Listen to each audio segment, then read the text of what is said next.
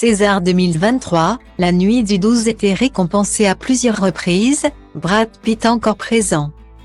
La 48e édition des Césars s'est déroulée à l'Olympia, à Paris, le 24 février dernier. Cette année, la cérémonie a été présidée par l'acteur Tahar Rahim.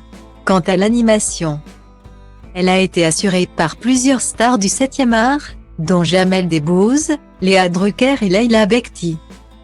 Cette nouvelle édition a été marquée par la participation de la star hollywoodienne Brad Pitt. Le comédien, accompagné de Virginie Efira, a surpris le public en remettant le César d'honneur à David Fincher, le créateur de la série télévisée Minaté. Les deux vedettes de l'univers du cinéma ont déjà collaboré à plusieurs reprises, notamment dans les films Sevant, Fight Club et L'étrange histoire de Benjamin Button. Le film de Dominique Moll, paru sous le titre de La Nuit du 12, a raflé de nombreuses distinctions dans le cadre de cette 48e cérémonie de remise des prix des Césars. Le long métrage a gagné le prix de la meilleure adaptation et celui de la meilleure réalisation.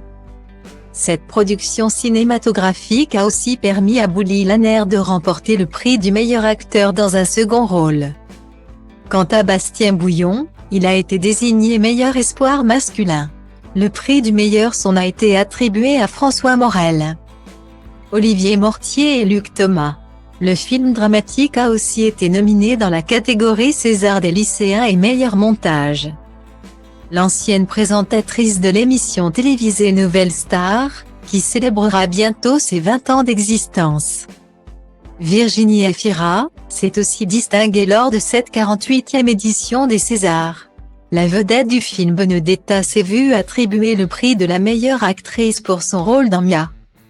Dans ce long métrage dramatique du cinéaste Alice Winocourt, elle prêtait ses traits à Mia, une interprète russe traumatisée par une attaque dans un restaurant parisien.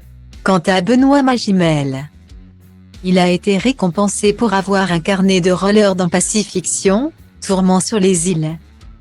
Dans cette cérémonie des Césars présidée par le comédien qui va incarner Charles Aznavour sur grand écran, le prix de la meilleure musique originale a été décerné à Irène Dresel.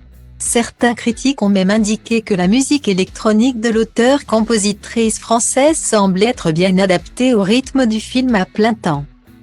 Cette réalisation, qui réunit les actrices Laure Calamy et Anne Suarez, raconte l'histoire d'une mère célibataire qui se bat pour élever seule ses deux enfants.